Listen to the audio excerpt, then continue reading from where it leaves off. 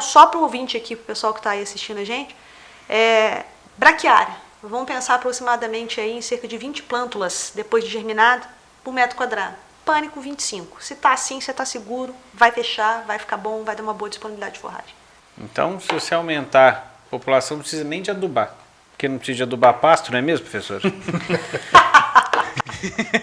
já vai o outro mito, hein? Já levantei a bola, hein? Já levantei a bola. Já puxou outra. Não dá. Janaína não vai ter muita folga, não. Esses mitos aqui, vai...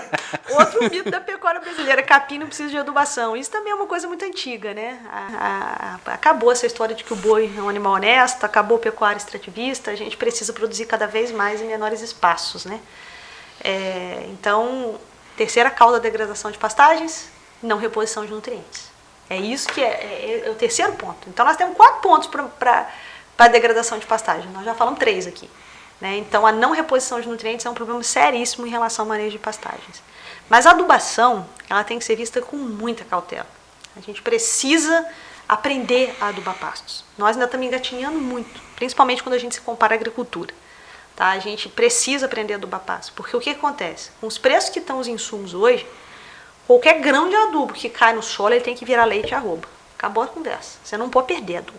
Não pode. O preço que está hoje não tem condição. Então, numa escala de prioridade, antes de adubar o pasto, você tem que aprender a manejar. O manejo de pasto ele vem antes da adubação. Tá? Então, quando você aprende a manejar o pasto, você é mais eficiente na colheita. A gente perde muito pasto no Brasil, porque a gente colhe mal os nossos pastos. Então, é muito importante que a gente aprenda a manejar. Uma vez tendo ajustado o manejo, que você aprendeu a controlar a lotação, que você conhece a capacidade de suporte do seu pasto, aí sim nós vamos passar a pensar na adubação. E eu não estou falando de calcário, tá? Estou falando de adubo.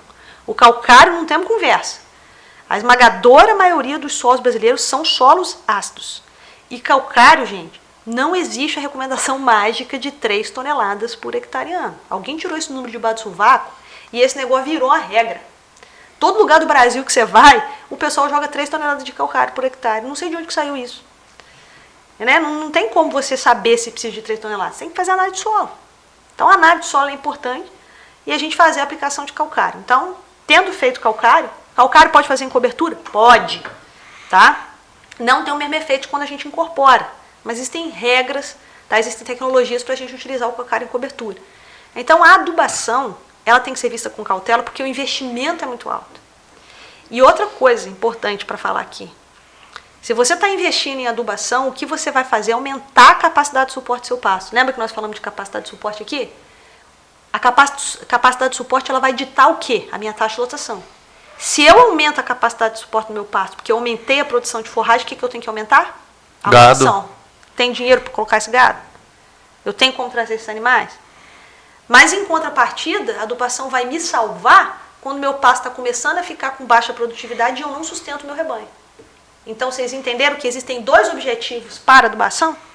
Estratégia, né? Exatamente. Aquele em que eu vou ter que aumentar o número de animais que eu tenho na fazenda, aumentando minha lotação, e aquele em que eu vou manter os meus animais. Então, eu vou ter uma adubação que é só de reposição, para continuar mantendo aquela minha produção, e vou ter uma adubação para aumento de produção. Essa adubação para manutenção, ela é anual, ela é importantíssima. Os nossos solos são pobres em fósforo. A falta de fósforo deixa a planta em inanição mesmo. Pouco perfil, pouca raiz. Então, assim, Janaína, a resposta do capim ela é tão eficiente a adubação que eu posso controlar minha taxa de lotação, se eu quero, ou vamos dizer assim, intensificação do pastejo em relação à adubação. Se eu adubo mais, eu posso intensificar um pouco mais. Sim, desde que seu pasto não esteja degradado, você está adubando só para recuperar. Dentro dos limites de saída, vamos falar dos limites de saída.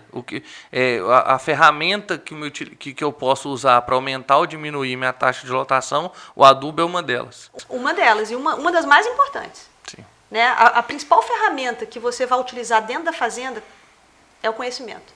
Uhum. Volto a repetir isso. O conhecimento ele é um insumo mais barato que tem que vai te dar maior retorno. Então, você tem que adquirir conhecimento, você tem que ir atrás dele. Depois, você vai utilizar outros insumos. Aí, entra a adubação. A adubação, ela entra como uma ferramenta de manejo, inclusive. Por exemplo, olha só que interessante, Leandro. Eu falei aqui para vocês que a gente não pode manejar pasto por dias fixos, né? 21 dias de descanso. Eu tenho que manejar por altura. E eu tenho um sistema rotativo 2 pastos de mombaça chegaram a 90 centímetros de altura no mesmo dia. O que eu faço? Como é que vai ser isso, professora? Super comum, principalmente Super comum. na entrada das chuvas, né? Exatamente, muito comum que isso aconteça. Qual a estratégia que nós vamos ter que adotar nesse caso aí? Que Diminuir a área para aumentar a lotação? Ou divide o rebanho, vai demorar um pouco mais para rebaixar, depois você vai ajustando. Aí, sabe o que você vai fazer nesses 2 piquetes, Leandro? Um deles você não vai jogar ureia, você joga no pós-pastejo. Porque nessa recomendação de adubação em sistemas rotativos, o pessoal que está ouvindo a gente aqui, né, que tem um sistema rotativo, é assim que funciona. O gado saiu, você aduba com ureia, né? Ou então sulfato, ou que você, algum formulado. Essa é a recomendação. O que você vai fazer? Aqueles 2 estão competindo. Os 2 safadinhos estão querendo entrar junto na mesma altura, no mesmo dia. Né? Um deles não vai ganhar adubo. Porque eu quero atrasar a rebrota dele. Entende como a adubação ela é uma estratégia de manejo imprescindível, você tem que saber usar. Isso é conhecimento. Aí fica naquele desespero, vou ter que adubar, eu tenho que adubar. Não, segura, pode segurar, você tem o direito de fazer isso para que eles nunca mais cheguem juntos. Então um deles você vai atrasar. Essa é a ideia. Ou então você vai abaixar muito, porque é importante que a gente priorize, e eu vou abrir um parênteses aqui, a entrada. Deu 90 centímetros, entra. Ah, mas não rebaixou para 45. Não tem problema, larga ele para lá, você tem que entrar. Porque ali você vai ter maior produção de leite. Ele diminui a adubação e ele diminui o crescimento. Exatamente. E isso é estratégia que é financeira, envolve diretamente o custo. Exatamente. Então, a adubação é um insumo, né? Esse insumo ele tem que ser utilizado como ferramenta de manejo. Tá? Então, você sabe que você tem 2 objetivos para a adubação, para a gente resumir aqui. Ou você vai recuperar a sua capacidade de suporte, mantendo aqueles animais sem ter baixo desempenho, para aumentar o desempenho do animal, ou então você vai aumentar a sua lotação intensificando o seu sistema. Às vezes você diminui o desempenho por animal, mas ganha por área. Né? Então, a adubação, seja ela qual for, né? Ela tem esse propósito.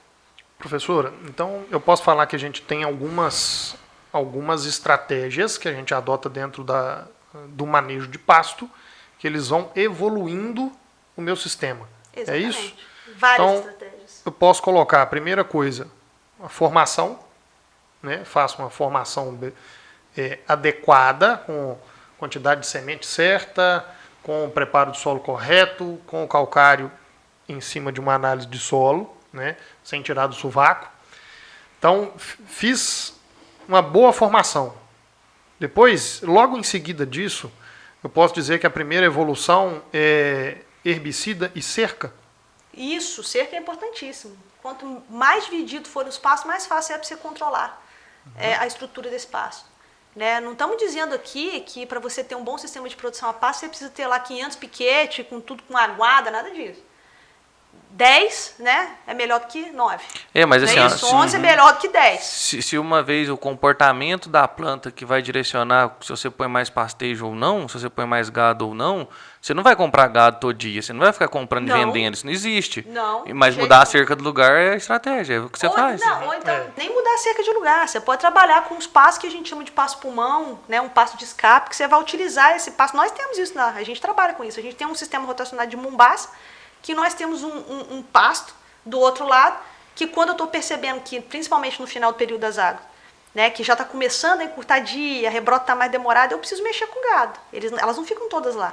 Eu uso um pasto pulmão, elas vão para lá. Pasto pulmão é pasto pulmão. Ele está lá para poder aliviar o pasto, que é o meu sistema mesmo. Então eu pego aquela vaca de menor produção, aquela que está no final da lactação, e já coloco ela para lá, para poder respeitar essa questão relacionada à planta. Né? Então essa é a questão, mas a divisão de pastos ela é imprescindível. A cerca, Samuel, vai te ajudar no manejo que vem antes da adubação.